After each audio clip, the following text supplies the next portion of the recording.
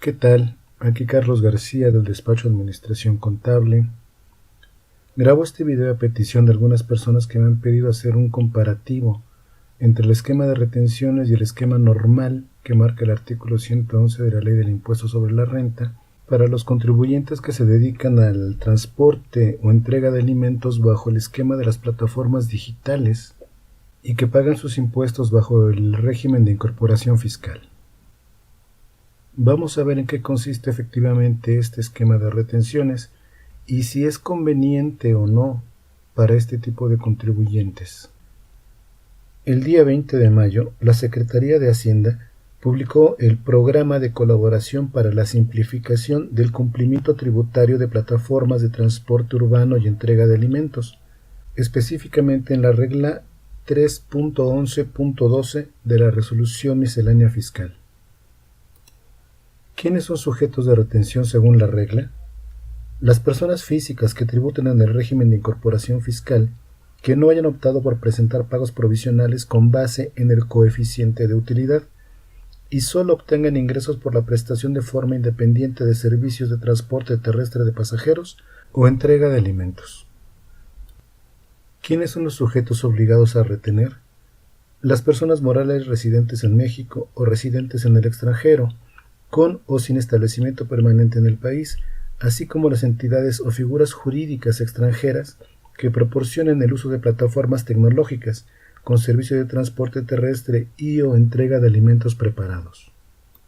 En esta ocasión enfocaremos el análisis a los contribuyentes del RIF, que es el régimen más usado en estos casos y solo se dediquen a estas actividades.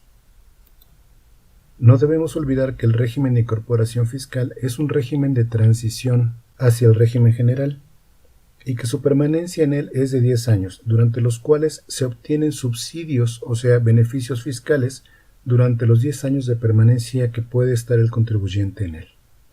El primer año existe un subsidio del 100% del impuesto sobre la renta, o sea que no pagaremos nada de impuesto.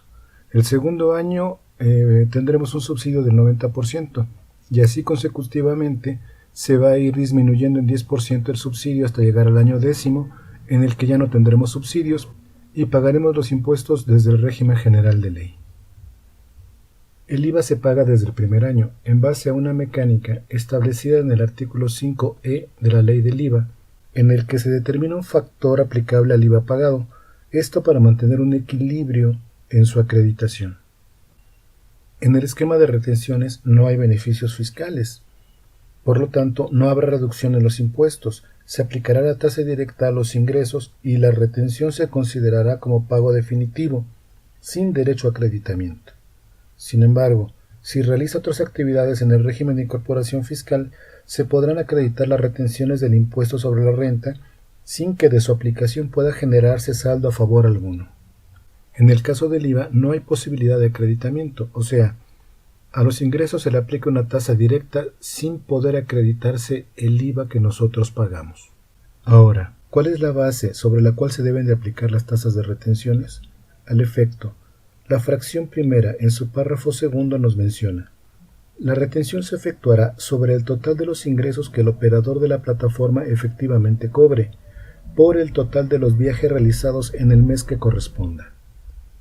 Estas retenciones deberán ser entregadas ante el SAT a más tardar el día 17 del mes inmediato siguiente al mes por el que fueron retenidas.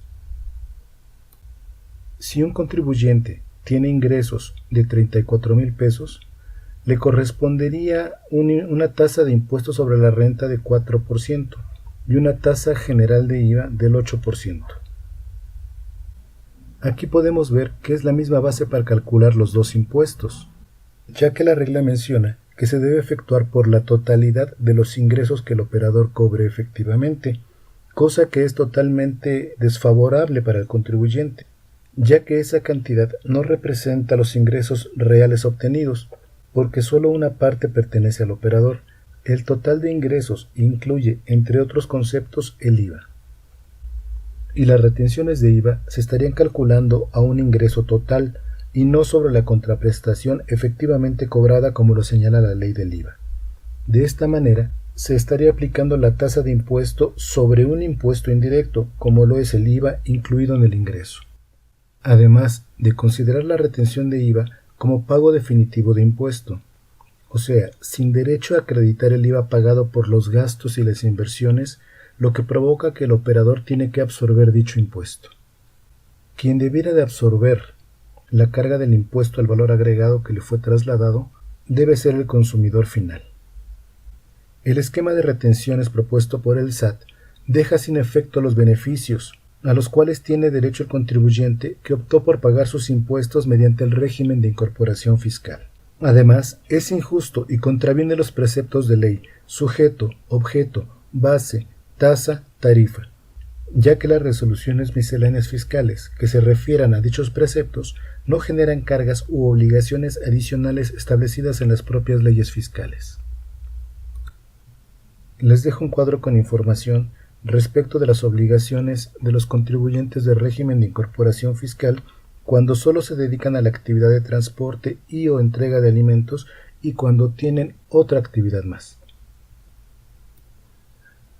Ok, ahora veamos en qué consiste realmente la trampa del SAT al ofrecer este esquema de retenciones. Desarrollaremos un ejercicio de un contribuyente real que se dedica al transporte bajo la plataforma de Uber. Los datos son reales y pertenecen al primer bimestre de 2019. Tenemos los siguientes datos. Un ingreso bruto de 64.608.80 centavos.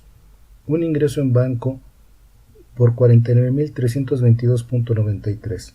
Un total de gastos por 27.494.64. Veamos cómo se van a aplicar las tasas de retenciones de acuerdo al nivel de ingreso. En este caso, ubicaremos los ingresos entre 35.000 y 50.000 pesos.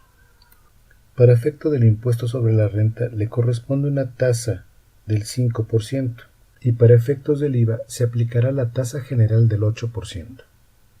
Al hacer las operaciones correspondientes, de ICR le estarían reteniendo 2.466.15 y la retención de IVA por 3.945.83, lo que nos da un total a pagar de 6.411.98.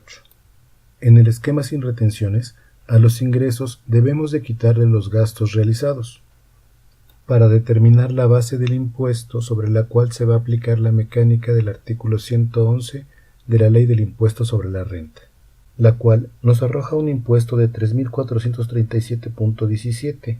A ese impuesto determinado debemos aplicarle el subsidio al cual tenemos derecho.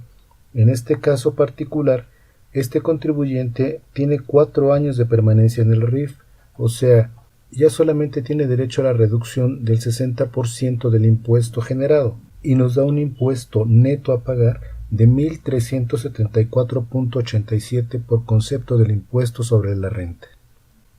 Y para efectos del IVA, después de hacer el procedimiento que marca el artículo 5E de la Ley del Impuesto al Valor Agregado, tenemos un IVA pagado proporcional que debemos aplicarle al IVA trasladado por el contribuyente, resultando un IVA neto a pagar de 1.028.27. Y la suma de los dos impuestos es de 2.403.14. La diferencia de impuestos es significativa, sobre todo si lo proyectamos directamente a las utilidades del operador. En el segundo ejercicio se desarrolló la misma mecánica de cálculo a manera de ejemplificar a un contribuyente con ingresos menores y con una permanencia en el régimen de incorporación fiscal de 3 años. Son más que evidentes las diferencias en el pago de los impuestos. Además, nos están dejando sin posibilidad de poder aplicar para ISR los subsidios fiscales a los que se tienen derecho. Y para IVA no existe posibilidad de acreditar el IVA pagado por los gastos y las inversiones. La resolución emitida por el SAT nos deja de inicio, mientras no se convierta en obligatorio, la decisión de adherirnos al esquema de las retenciones. Es una medida netamente de carácter recaudatorio. Es importante que cada contribuyente decida, de acuerdo a su configuración fiscal, qué es lo que más le conviene. En Administración Contable podemos ayudarte a tomar esa decisión y determinar cuál es el esquema más adecuado.